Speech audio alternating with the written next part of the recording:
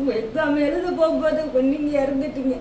எழுத போகும்போது கூட சொன்னீங்க, தம்பி 12th எக்ஸாம் எழுதுறான்னு சொல்லிக்கிட்டே இருந்தீங்களே. பாருங்க இன்னைக்கு மார்க் எடுத்திருக்கானா தம்பி, நல்ல மார்க் எடுத்திருக்கான். சாரெல்லாம் வந்திருக்காங்க, எல்லா சாரும் வந்திருக்காங்க. நீங்கள் பார்க்க முடியலையே, நீங்கள் பார்க்கலையே. இப்படி நீங்கள் தம்பி பார்க்கணும், நான் என் பையன் நல்ல நிலைமைக்கு வரத பார்க்கணும்னு சொல்லிட்டு இருந்தீங்களே. இப்போ பார்க்கறதுக்கு நீங்கள் இல்லாமல் போயிட்டீங்களே.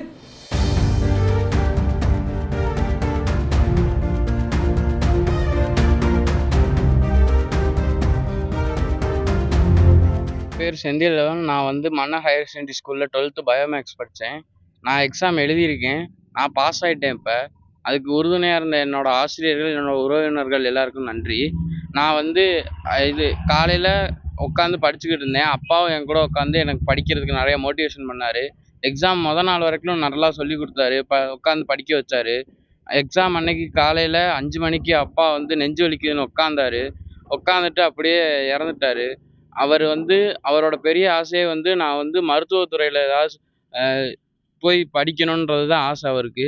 அதை வந்து நான் நிறைவேற்றுவேன். அவர் சொன்ன மாதிரியே நான் வந்து இப்போ பாஸ் ஆகிட்டேன். நான் வந்து அவர் கனவை வந்து நிறைவேற்றுறதுக்காண்டி நான் மருத்துவத்துறையில் எதுலையாவது ஒன்றில் வந்து நல்லா படித்து மார்க் எடுத்து நிறையா மக்களுக்கு சேவை பண்ணணும்னு சொன்னது தான் எங்கள் அப்பாவோட கடைசி ஆசை.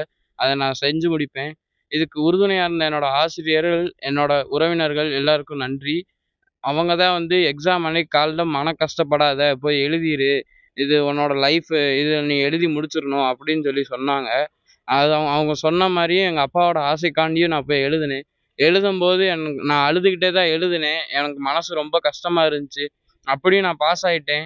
இப்போ வந்து நல்ல மார்க் எடுத்துட்டேன். செய்திகளை உடனுக்குடனும் துல்லியமாகவும் தெரிந்து கொள்ள சப்ஸ்கிரைப் பண்ணுங்க.